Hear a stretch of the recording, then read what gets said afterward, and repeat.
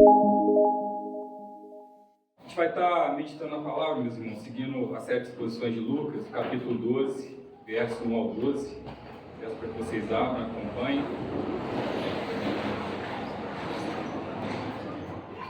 Lucas 12.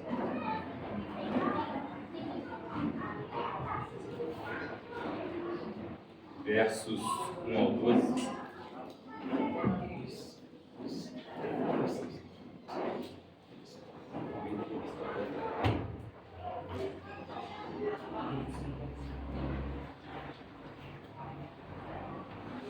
Esse texto, meus irmãos, ele vai dar continuidade ao que estava acontecendo,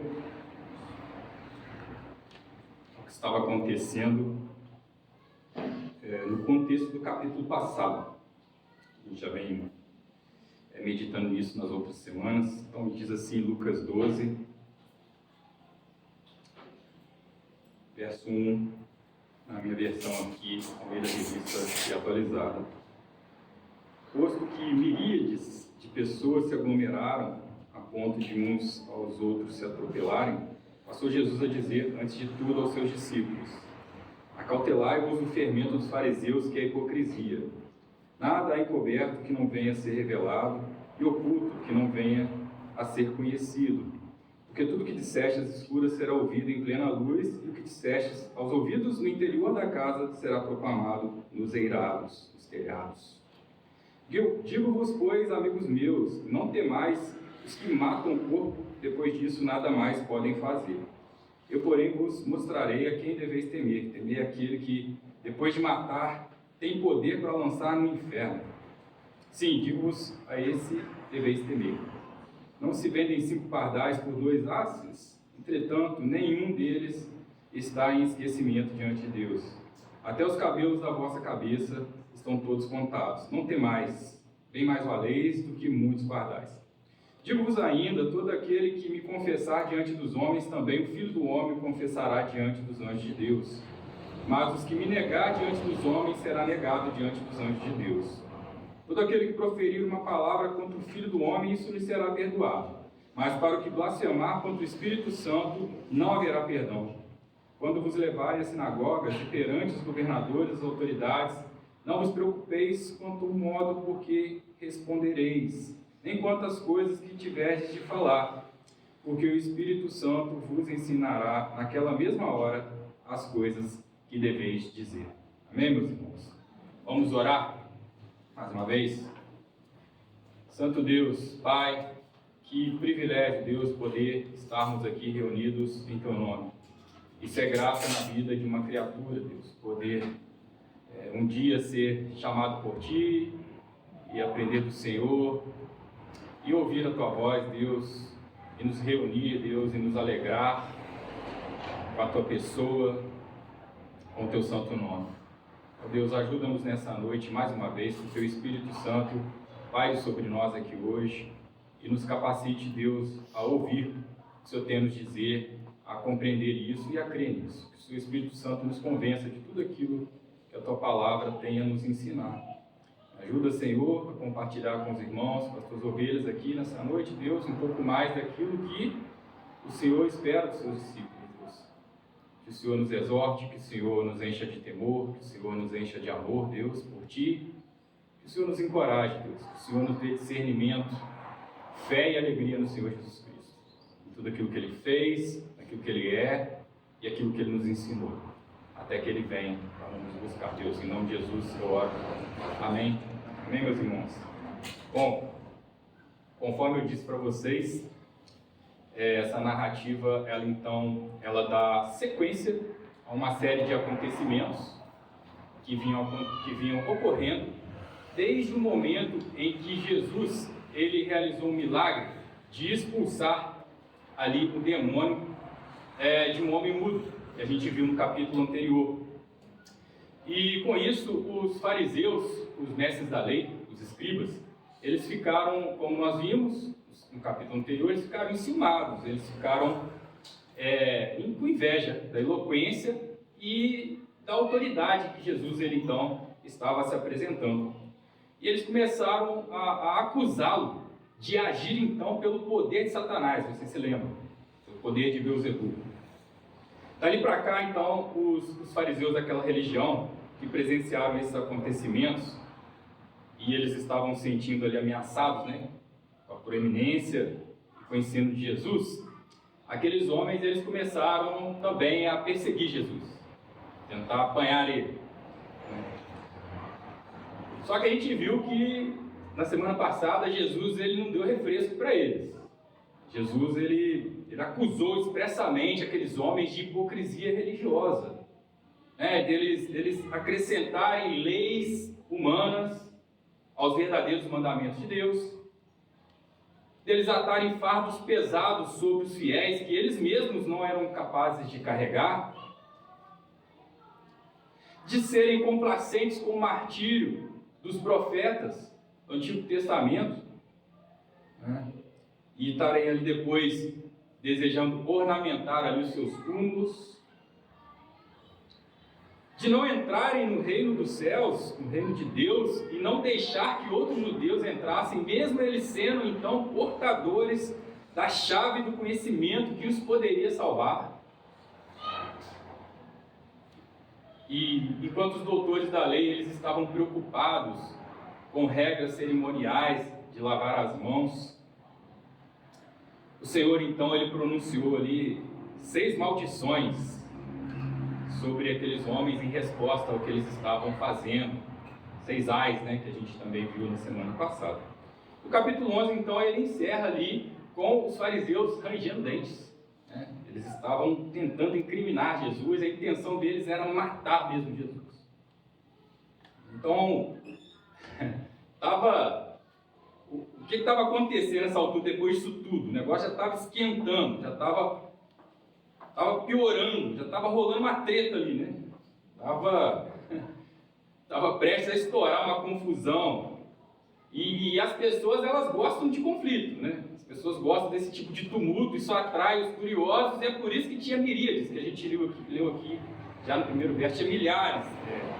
Era uma multidão de pessoas que estavam ali, né, se apertando, se empurrando, porque não tinha ninguém com o WhatsApp ali filmando para poder transmitir essa técnica de pressão imediatamente, né? Então quem quisesse ver realmente o que estava acontecendo dentro de milhares de pessoas tinha que se aproximar, eles estavam se vulcando ali mesmo, que eles não queriam perder os detalhes ali entre o embate, aquela disputa entre o Nazareno e os fariseus, que nunca eram confrontados. O povo queria ver então o circo pegar fogo, então Jesus ele vai pregar. Ele vai nesse momento aqui, capítulo 12, ele vai pregar aos seus discípulos, ele vai dar algumas lições importantes para os discípulos seus primeiros discípulos, e que também são importantes para nós aqui no século 21. A primeira coisa que ele vai fazer, ele vai advertir, então, como nós vimos aqui, é o texto também que serve de devocional para você durante essa semana, que a gente colocou no nosso boletim. Ele vai advertir os filhos de Deus, aqueles que queriam seguir, carregar o seu nome com ele, ao fermento dos fariseus, que era a hipocrisia. Ele estava dizendo para os seus discípulos: não sejam hipócritas, como os fariseus. E nós vimos também na semana passada, meus irmãos, que a hipocrisia ela é uma conotação religiosa. Um hipócrita é aquele que finge ser aquilo que na verdade ele não é. Ele é uma pessoa falsa. O hipócrita ele é uma pessoa normalmente muito rigorosa, né? Com regras, pessoa sistemática. E ela exige que aqueles seus costumes pessoais sejam adotados pelas outras pessoas como se fossem regras gerais, como se fossem mandamentos de Deus.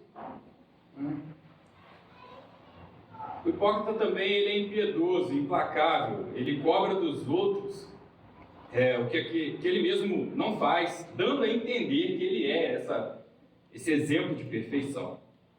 O hipócrita ele trabalha o tempo todo em prol ali, né, do seu marketing pessoal. Ele precisa construir uma imagem, né, para obter admiração, para obter autoridade, né, para ter respeito da comunidade.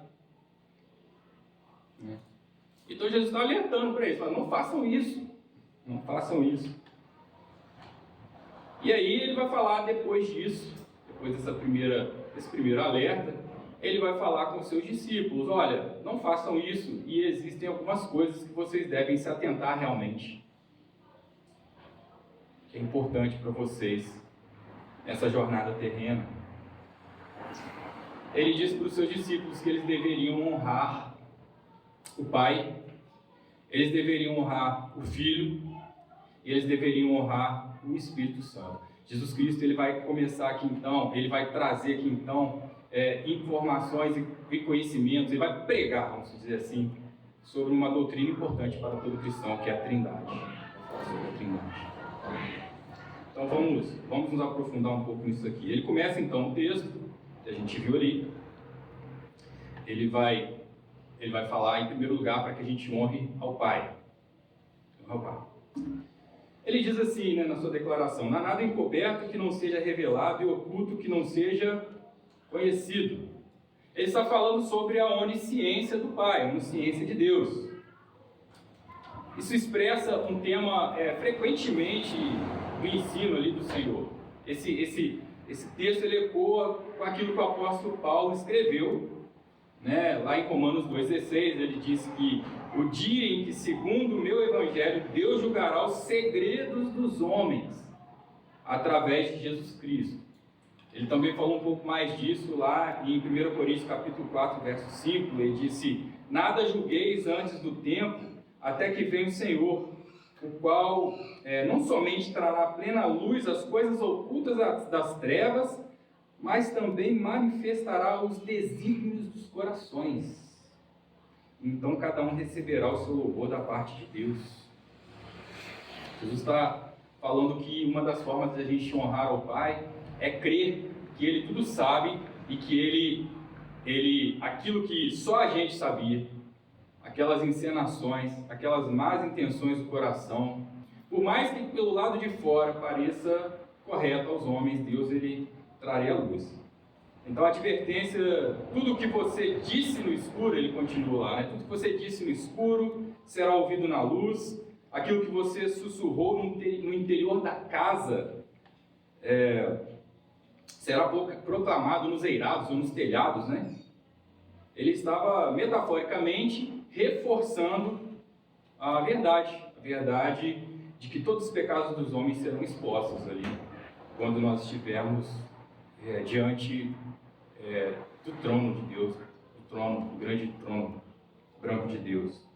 Ele usou a expressão o interior da casa. O interior da casa não é simplesmente para a gente, dentro da casa. O interior da casa, para o judeu naquele tempo, eram a parte mais central da casa. Eram salas centrais, que ficavam bem no meio da casa, que eram usadas para armazenar objetos de valor, para dificultar que fosse roubado, ou seja, um lugar mais central da casa. E era também aquele local da casa para as conversas mais privadas que tem, para que as pessoas que estivessem aos redores não pudessem ouvir aquelas conversas importantes, familiares ali. Também era aquele interior da casa que era usado, que Jesus falou, entre o seu quarto, feche, dentro do interior da sua casa, feche seu quarto, onde você faz oração, onde só Deus te ouve. E era isso o interior da casa. E quando ele diz isso, ele está fazendo uma figura de linguagem, então. Uma figura de linguagem que descreve que não somente as nossas práticas mais privadas, mas os nossos pecados mais ocultos ali, que estão nas profundezas do nosso coração, eles seriam então externados por Deus, pelo Deus que tudo vê. Deus ele vai proclamar tudo isso. Ele vai esquadrinhar os nossos corações. Essa é a primeira razão para honrarmos o Pai. A segunda razão para honrarmos o Pai ele fala logo a seguir. Ele fala que nós devemos temer a Deus. Ele vai falar então da justiça de Deus. Ele está falando para nós não sermos hipócritas. Ele está falando para aqueles discípulos e para nós não sermos hipócritas, porque Deus há de punir os hipócritas, lançá-los no fogo do inferno. A gente não tivesse medo, a gente não temesse os homens, para você entrar na frente de balas, não é isso, Mas em meio à perseguição, se você estiver numa condição em que você tem que se portar, decidir, agir conforme a vontade de Deus, mesmo que isso te coloque em apuros diante da sociedade, é isso, né? Você não deve temer a sociedade, você deve ser firme, não hipócrita. Aqui na igreja uma coisa, diante da sociedade você negocia. Não, ele está dizendo, sejam autênticos, confessem, não temam os homens, que só é capaz, o máximo que eles podem fazer com vocês é matar vocês.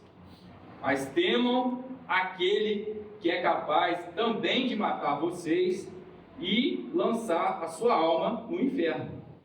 Ele estava falando de Deus e não de Satanás, né? É Deus quem tem poder para isso. E a palavra inferno que ele usou aqui no original é a palavra Geena. Geena, para o judeu naquele tempo, ele sabia muito bem, era uma região às margens de Jerusalém, era um vale de Inom, né? Ficava nas margens de Jerusalém, que no tempo da promiscuidade, que o povo de Deus estava perdido e seguindo deus pagãos, e seguindo as religiões pagãs e as práticas pagãs, era um vale que eles usavam como um local de holocausto para o deus pagão Moloque, aonde eles fazem, meus irmãos, eles ofereciam seus filhos, suas crianças, eles queimavam seus filhos. Tamanha desvio, é isso que a falta de temor a Deus, o desvio a Deus faz. Eles chegaram ao horror de matar seus próprios filhos queimados, vivos. O Vale de Inom, que aqui no grego está Geena, era então esse local onde se queimavam as pessoas vivas, as crianças vivas. Mas depois, né, o piedoso rei Josias, ele assumiu então o povo de Israel e ele temia a Deus, ele provocou uma reforma e ele profanou esse templo maldito, né? E ele fez daquele local um lixão da cidade. E esse lixão da cidade, ele era conhecido por ter uma chama que nunca se apagava. Eles mantinham aquele fogo aceso. Era essa palavra que eles usaram, que Jesus usou, para explicar que Deus também é capaz de lançar as pessoas no inferno. Então, a palavra inferno aqui, Geena, ela chegou a ser usada num sentido figurado para falar do inferno eterno. E assim, é uma visão muito infantilizada, meus irmãos. A gente pensar que era de Satanás que estava falando ali. Eu sei que muitas pessoas creem nisso, influenciados, né, pela cultura do nosso país, né? A achar que Satanás é o dono do inferno, né? Que ele está lá esperando ali para punir a gente, para fazer o mal para a gente. E assim, os desenhos da década de 90, que eu sou da década de 80, então eu vi os desenhos da década de 90. Os desenhos da década de 90, eles disseminaram essa falsa ideia, né, do poder de Satanás, como se ele então fosse o dono do inferno e ele estivesse tentando ali tragar as pessoas, né, para prender, aprisionar elas lá, nunca mais elas saírem de lá, né, e castigar elas, fazer elas sofrerem lá dentro.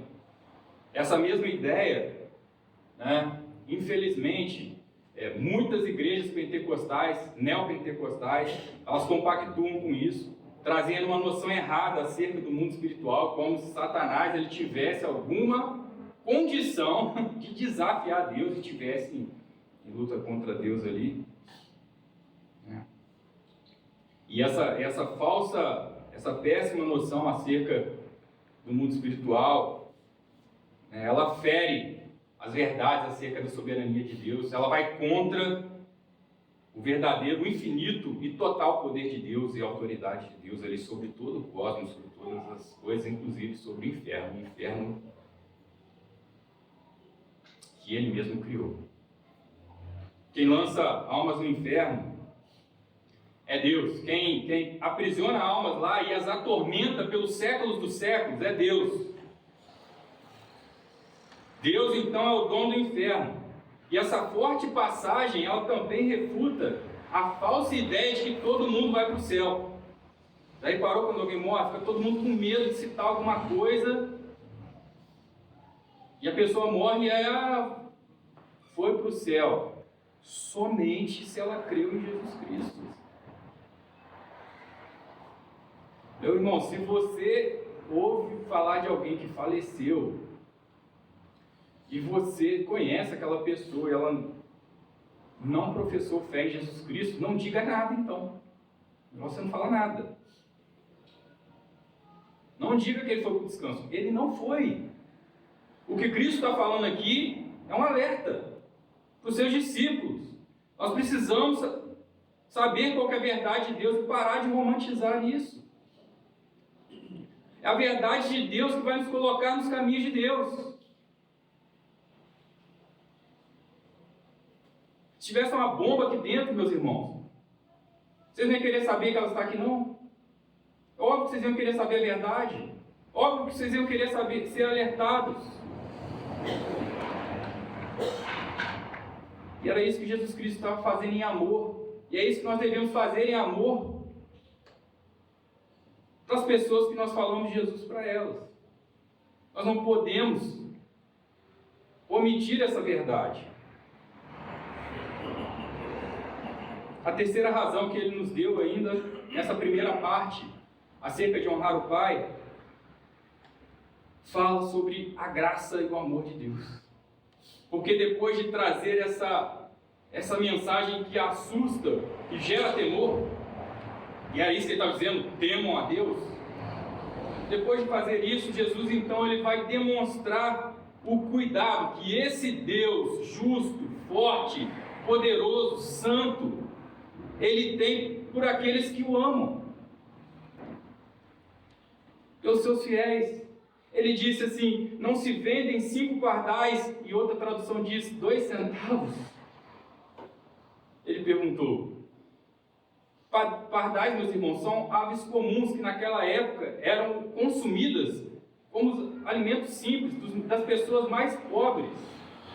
E apesar então da insignificância de pardais, nenhum deles eram esquecidos por Deus.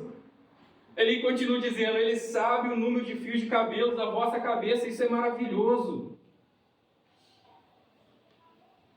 Esse cuidado é fonte de grande conforto para os filhos de Deus, uma vez que eles são muito mais valiosos do que simples pardais. Então nós devemos honrar o Pai por cerca dessas coisas também que ele trouxe aqui. Depois então ele vai falar que nós devemos honrar o Filho. Ele ali, Jesus, ele continua com a seguinte expressão: digo-vos ainda, ou outra tradução, digo-vos mais, né? Isso marca então uma transição de fluxo ali do Senhor, pensamento dele. E ele vai dizer então que os meios da gente honrar ao Pai é honrar o Filho. Está em consonância ali com o que o apóstolo João relatou no seu Evangelho, capítulo 5, que quem não honra o Filho, não honra o Pai que o enviou. Então nós devemos, para honrar o Pai, honrar o Filho.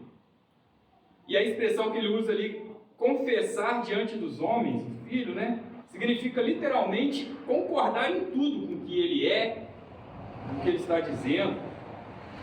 Confirmar, confessar Cristo, é afirmar que é verdade tudo que ele diz acerca dele mesmo. Confessar Jesus Cristo é afirmar que é verdade tudo que ele disse ser, está fazendo a sua obra. Confessar Jesus Cristo dia após dia da sua vida é confirmar, crer, concordar com tudo que ele pregou, com suas palavras. É confessar, como dizem Romanos, né? É confessar com a boca que Jesus é o Senhor e crer com o coração que Deus o ressuscitou dentre os mortos. Isso é confessar Jesus. E mais, meus irmãos, a gente precisa aprofundar nisso e sair do campo da pregação. Aprofundar. A essência de confessar Jesus como Senhor é a abnegação. A abnegação. É a apresentação de toda a sua vida. É a entrega mesmo de toda a sua vida no controle de Deus. A entrega, eu acho que não é bom dizer isso, porque você está sob o controle de Deus. É reconhecer, é concordar É confiar mesmo que o controle da sua vida está todo nas mãos de Deus, como de um escravo ao seu mestre. A gente viu também na série de exposições, em Lucas, aqui no capítulo 9, que Jesus disse: se alguém quiser vir após mim, negue-se a si mesmo, tome sua cruz e siga-me. Pois quem quiser salvar a sua vida aqui, vai perdê-la. Mas quem perder a sua vida aqui, a salvará na próxima, na verdadeira, na eterna. Vale a pena, meus irmãos. A gente precisa crer nisso. A gente precisa confiar nisso. A verdadeira, então, confissão em Cristo, ela resulta na plena transformação que é operada pela regeneração e a santificação.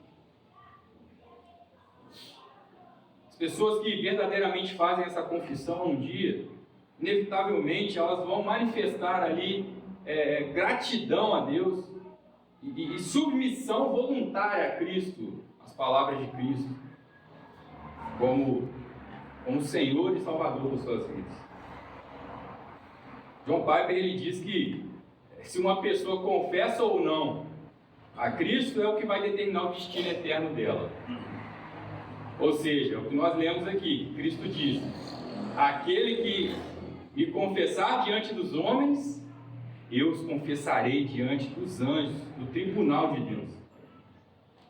Mas aqueles que me negarem diante dos homens, que não me confessarem, que não mostrarem em suas vidas que eu sou o Senhor deles, que não submeterem, que não demonstrarem afeição por mim, desejo por mim, aqueles que me negarem, eu os negarei diante dos anjos de Deus. A maneira mais eficaz, meus irmãos, de uma pessoa ser condenada é rejeitar, é negar Cristo, como aqueles escribas e aqueles fariseus eles estavam fazendo. Ou também outra forma de você negar Cristo é você fazer uma confissão insincera, ou seja, hipócrita, né? Superficial acerca de Cristo. E aí, tendo discutido então que o único a quem nós devemos temer é o Pai, e o único a quem nós devemos confessar é o Filho, agora Jesus ele vai introduzir a quem nós devemos ouvir: a voz do Espírito Santo de Deus. Ninguém vai ao Pai se não for pelo Filho, e ninguém vai ao Filho se não for pelo poder e o convencimento do Espírito Santo. Ninguém. Ser um discípulo de Cristo, meus irmãos, requer então crer na pessoa e na obra de cada um dos membros da Trindade. O Pai ele deve ser reconhecido então como Criador, como juiz, legislador. O Filho ele deve ser reconhecido como Salvador e Senhor das nossas vidas. O Espírito ele deve ser reconhecido como revelador, regenerador das nossas vidas. Essa é a soberana Trindade. Assim como Cristo permanentemente revelou o Pai, o Espírito ele revelou Cristo. Tanto na inspiração, na hora da formação do cânon, como no trabalho da regeneração. Foi contra a acusação de operar contra Beelzebul que Jesus advertiu o que nós lemos aqui: todo aquele que disser uma palavra contra o Filho do Homem, isto lhe será perdoado. Mas todo aquele que blasfemar contra o Espírito Santo não lhe será perdoado. E todo cristão, inclusive você, antes da conversão, você rejeitou Jesus um bom tempo da sua vida. Mas Deus ele conferiu a você graça, ele lhe conferiu salvação através da ação poderosa do Espírito Santo, que lhe impede ali de seguir adiante, lhe impediu, né? Ele impede, dia após dia, de seguir adiante ali com incredulidade, Jesus ele concluiu então essa sessão com uma promessa para aqueles que honram então o Espírito Santo. Ele concluiu, ele encerra, trazendo então uma promessa para aqueles que creem no testemunho acerca do Filho que o Espírito Santo dá. Ele disse assim, nós lemos no final: quando, pois, vos levarem às sinagogas diante dos governantes das autoridades, não se preocupem sobre o que vocês havem de falar em sua defesa, ou com o que vocês vão ter que dizer, pois o Espírito Santo vos ensinará na mesma hora o que vocês vão dizer. Vocês devem dizer, vocês vão precisar falar. O cristão do primeiro ao último século, meus irmãos, ele não precisa se preocupar com o severo julgamento, que a gente não precisa estudar para pregar, não é isso, né? Não era esse o contexto. O contexto aqui é que os cristãos eles não precisam se preocupar com os severos julgamentos que por muitas vezes a gente é submetido nas nossas vidas, diante do mundo, que é contra Deus. Ele está dizendo que o Espírito ele vai permanentemente fortalecer o crente e acompanhar eles, estar ao lado deles quando eles estiverem em provações que a sua fé os colocar. O Espírito Santo é o poder de Deus que mantém o crente seguro e confiante de que ele está realmente salvo. Um dia a gente falava sobre isso, né, Daniel? A certeza da salvação. É o Espírito Santo que coloca essa certeza em você. É o Espírito Santo que lhe dá certeza até o fim das suas vidas sobre o seu futuro celestial que lhes aguarda. E como que isso pode ser aplicado em nossas vidas? Muita coisa, meus irmãos, muita coisa. A gente poderia ficar aqui horas refletindo em tudo que Deus pode nos direcionar com essas palavras de vida eterna que o Senhor Jesus proferiu. E a primeira coisa que nós podemos trazer para nossas vidas, é óbvio, é que nós, como discípulos de Cristo, nós estamos sujeitos a cair em hipocrisia. Da mesma forma que Pedro caiu, né? Todos nós, meus irmãos, em certa medida, ou em algum momento, todos nós somos hipócritas. Né? A hipocrisia, ela nos leva a uma conduta falsa, porque a gente fica preocupado, né, com o que os homens vão pensar, com o que as pessoas vão pensar a nosso respeito. A gente pode cair em hipocrisia por causa do desejo de aceitação. Né? Você deseja ser aceito onde você está, com as pessoas. A gente pode cair em hipocrisia por causa do medo de perder algo, né, diante da sociedade. Se a gente viver como um discípulo de Cristo, né, isso pode me trazer prejuízos. Mas a palavra de Deus ela nos mostra que importa que a gente agrade a Deus do que aos homens. Não é que você vai sair por aí criando confusão com todo mundo, seus familiares, seus amigos, não é isso. Mas você tem algo que rege a sua vida, o Senhor da sua vida.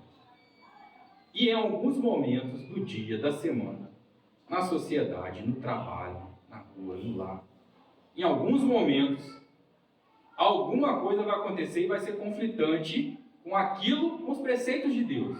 Sabe o que você tem que fazer nessa hora? Temer a Deus, irmão. Você deve ouvir a voz do Espírito e falar assim, não, isso não. Não, peraí. A minha omissão aqui já foi o suficiente para negar a Deus. Não, peraí, eu vou me posicionar firme aqui. Vai dar um problema, mas eu não vou ofender ninguém, porque a palavra já vai ofender, né? O mundo. Mas eu vou fazer, eu preciso, porque senão eu vou estar agindo com falsidade, com hipocrisia. Se a sociedade te impõe ou se agrada de algo diferente do que Cristo espera de um cristão, meus irmãos, se ela impõe a nossa sociedade, ela está descendo. está sofrendo uma decadência moral, e assim, a gente está entrando num buraco sem fundo já. Mas se preparem então, meus irmãos. Se preparem, porque se ela continuar pressionando ali, e ela for contra aquilo que Cristo espera de um cristão, você não deve ser nada além de um cristão. Você tem que ser cristão.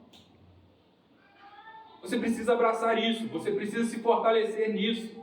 Você precisa da palavra de Deus, você precisa prestar culto a Deus, você precisa estudar a palavra de Deus. Você precisa se alimentar, ser fortalecido por isso. Mesmo que isso te custe ali o prestígio ou benefícios, né? Ou te custe até mesmo, aqui no Brasil ainda é difícil, mas eu não sei o que vai acontecer amanhã, mas mesmo que isso custe a sua vida. Uma outra coisa que a gente pode, claro, trazer para as nossas vidas aqui essa noite, é que nós devemos então temor a Deus e confessar a Cristo. E por muitas vezes a gente é sujeito então a situações cotidianas que nos ameaçam ali, conforme eu disse, por causa da nossa fé. Nesses momentos a gente deve permanecer então firmes e confessar, não somente com a boca, mas com as nossas vidas, que Cristo é o Senhor. Não uma confissão pública, simples, né? De que Jesus é nosso Senhor, mas uma confissão diária ali, onde nós vivemos em prol de Cristo, sujeitos a Ele, sedentos por Ele, confiantes nele, à espera dele. Nosso viver deve mostrar isso. Esse indivíduo, essa moça, ele vive em prol de algo que não é desse mundo mesmo. É algo que vai além do que o mundo tem a oferecer. É um alguém muito maior do que essas pessoas vivem. Nós devemos caminhar confiantes nas promessas eternas de Deus. Isso é confessar Jesus diante dos homens. Em resposta, meus irmãos, Ele nos confessará diante de Deus. Que tragédia, meus irmãos. Que tragédia seria nós termos os nossos nomes escritos no caderno de membros de uma igreja local. E quando chegarmos diante do tribunal de Deus, nós não temos nossos nomes arrolados no livro do Cordeiro. Que tragédia, meus irmãos, ser um crente de aparências, que participa domingo após domingo das programações da igreja, culto, estudo bíblico, escola bíblica, momentos de oração. Que tragédia ser um crente que vive de aparências e quando a gente chegar diante do tribunal do Senhor, a gente ouvir dele: afastem-se de mim, vocês que praticam iniquidades, pois eu não vos conheço. Que Deus nos livre disso, meus irmãos. Que Deus nos encoraje. Que Deus fortaleça a nossa fé. Os judeus, meus irmãos, eles detestavam viver debaixo do jugo dos romanos. Mas na hora que eles tiveram a chance de viver debaixo do reino de Deus, ainda assim eles preferiram viver debaixo do governo opressor dos seus severos inimigos. Eles optaram pelos romanos ao invés do reino de Deus. Eles optaram se submeter aos seus inimigos do que se submeter a Jesus Cristo. E meus irmãos, milênios se passaram e nos separam dos judeus. E aqueles religiosos sem Deus não sejam desses. Eles permanecem no mesmo estado. Um religioso sem Deus, ele rejeita qualquer autoridade. Ele vive escravo da sua própria vontade pecaminosa. Me causa tremor aqui, meus irmãos. Esse desejo diabólico por independência, eu queria te dizer uma coisa: ele está em você. Você deseja ser independente e não ter que submeter a nada a não ser suas próprias vontades. O pensamento que muitos às vezes buscam, isso está em você. Aquele pensamento de que eu não preciso de igreja, não.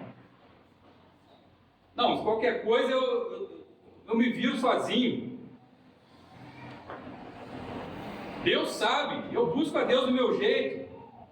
Ó, eu sou mais eu do que aquele bando de crente hipócrita lá. Meus irmãos, isso aí é uma desculpa esfarrapada que está dentro do seu coração, brigando, resistindo, tentando resistir à voz do Espírito. Isso aí é desculpinha de quem não quer assumir compromisso com Deus, é de quem não quer assumir compromisso com Cristo. Isso está em você. Você é tentado todos os dias a abandonar a igreja de Cristo, ou a não fazer parte dela, nessa terra. Todo dia. Todos nós. Essa conversa aí de que, Deus sabe.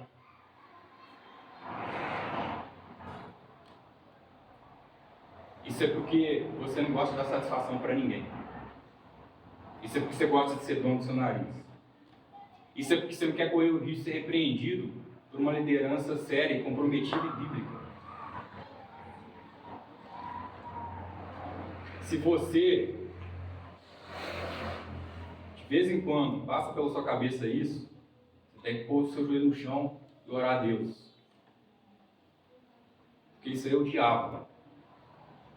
Se você pensa isso entrando aqui dentro dessa igreja, eu quero te falar uma coisa, meu irmão, o diabo te enganou. Você caiu numa cilada. Satanás já está tentando peneirar você. Não é isso que Deus quer para você. Você deve confessar a Cristo. Você deve assumir um compromisso com Cristo e com a sua noiva. Ele morreu por ela. Fazer parte dela. Se juntar a ela. A esse corpo. E permanecer nela. Submeta-se a Ele. Submeta-se à sua noiva, que é a igreja. E por último, meus irmãos, eu duvido, que quando você ouviu esse texto pela primeira vez, e de vez em quando ouve, eu duvido que não tem nenhum de vocês aqui.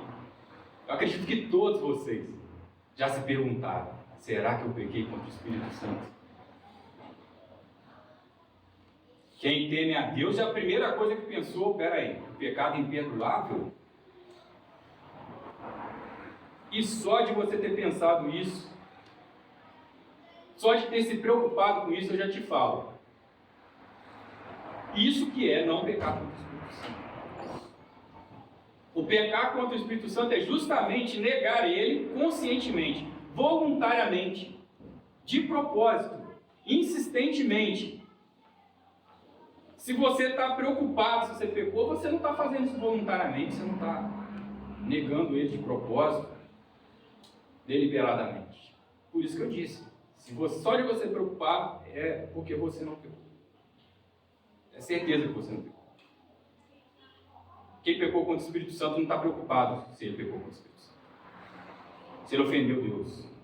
Ele não teme a Deus. Pecar contra o Espírito Santo é ver mesmo o agir de Deus. É reconhecer que o Espírito de Deus está em Jesus Cristo. E testifica as Escrituras e não se submeter a Ele. Isso que é pecar contra o Espírito Santo. E assim, meus irmãos, em Hebreus 6, a gente tem aquela situação mais assombrosa para uma pessoa que não teme a Deus. Aquele texto intrigante que diz assim, versos 4 ou 6. É impossível, pois, que aqueles que uma vez foram iluminados e provaram o dom celestial e se tornaram participantes do Espírito Santo, e provaram a boa palavra de Deus, e os poderes do mundo vindouro, e caíram, sim, é impossível outra vez renová-los para arrependimento, visto que de novo estão crucificando para si mesmo o Filho de Deus, e expondo-o à ignomínia.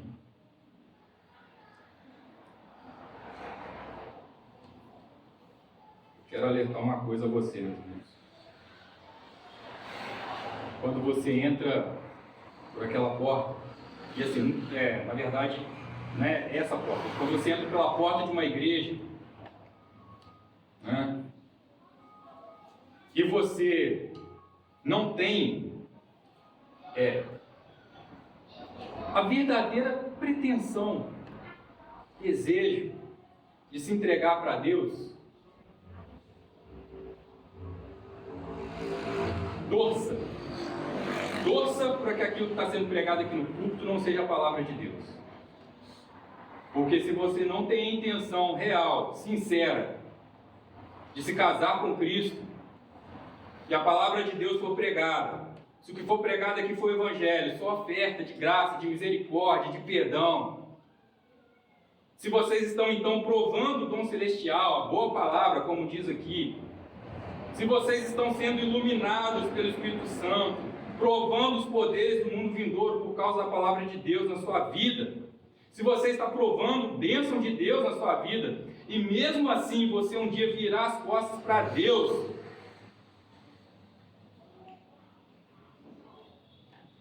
o texto diz que é impossível que você seja renovado ou arrependido. Porque você está crucificando Cristo novamente. É isso que é negar, é isso que é ir contra, blasfemar contra o Espírito Santo. É isso que é pecar contra o Espírito Santo.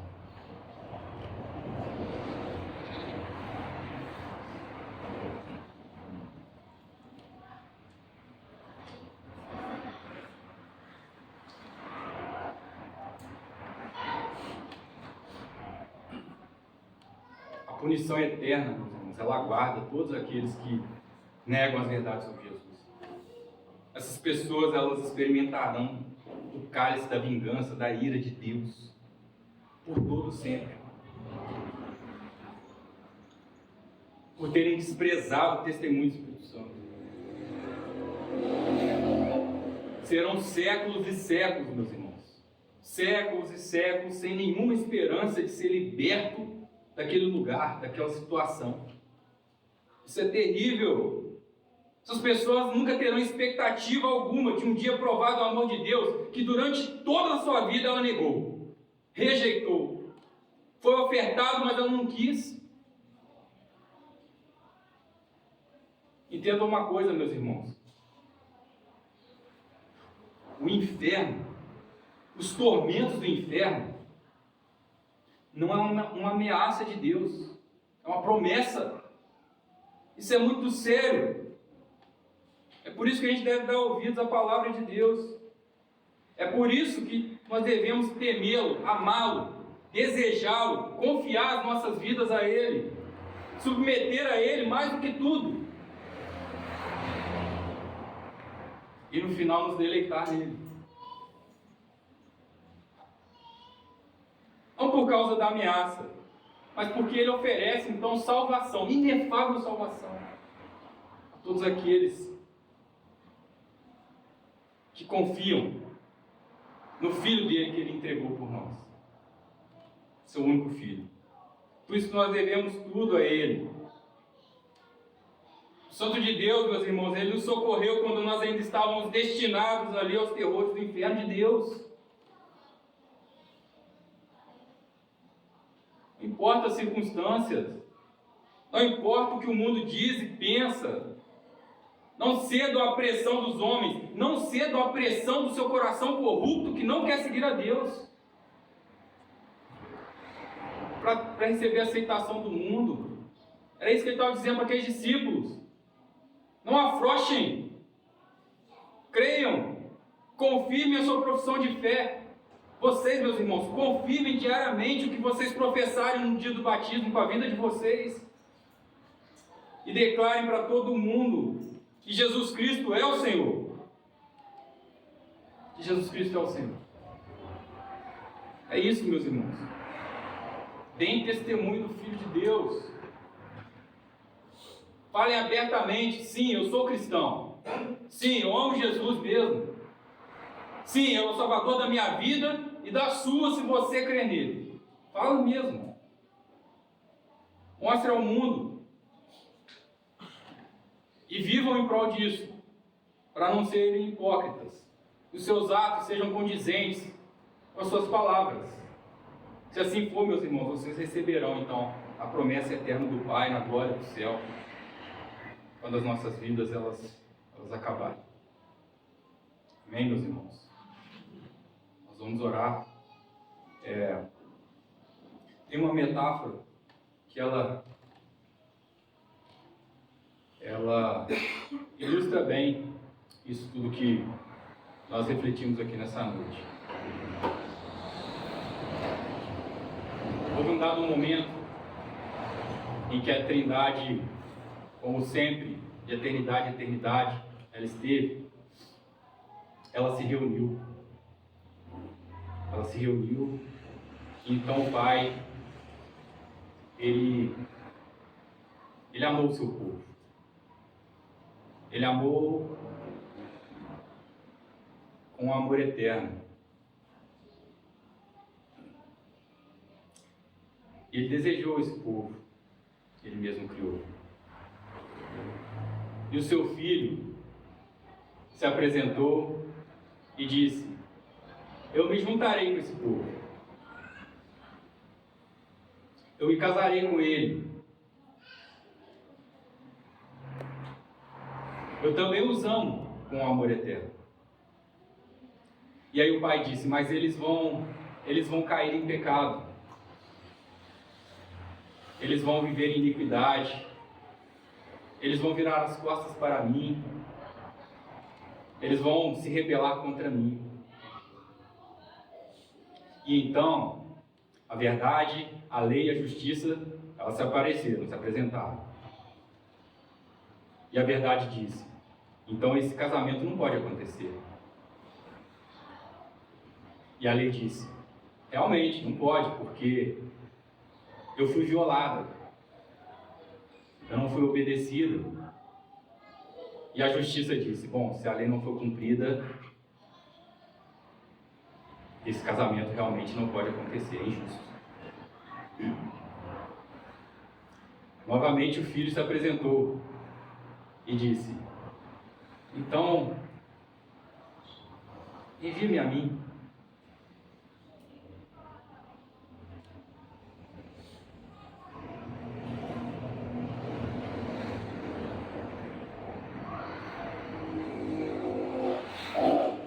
Eu vou até eles. Eu vou me apresentar para eles. Eu vou falar do Senhor para eles. Eu vou me entregar por eles. Eu vou cumprir toda a lei que eles não cumpriram. E eu vou morrer por eles.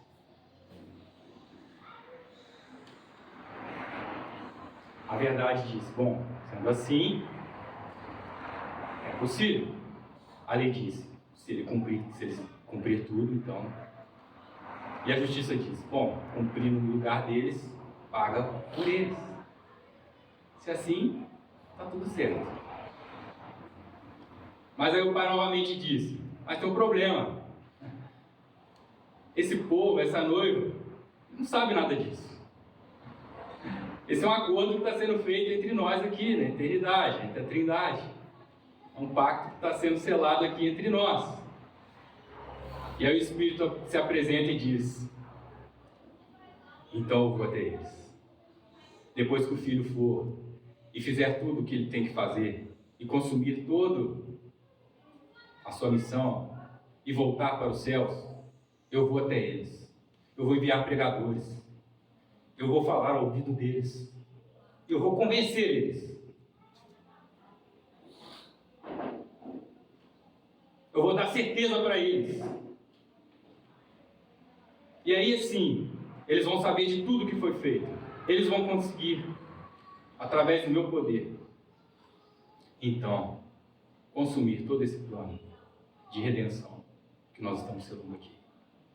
Esse é o pacto da Trindade, meus irmãos. Deus, Ele merece honra por tudo isso. Deus, Ele merece muito mais do que você tem a oferecer, o seu melhor, muito mais. Nós precisamos confiar nisso, crer nisso, viver por isso. Que Deus, em sua graça, Ele nos ajude, todos nós, a viver sei lá quantos dias ainda viveremos nessa terra, confiantes, firmes, lutando contra a hipocrisia nossa, temendo ao Pai, confiando nele, confessando Jesus Cristo e dando ouvidos ao Espírito Santo, confiantes que Ele caminha conosco todos os dias. até que o Senhor volte. Vamos orar, meus irmãos.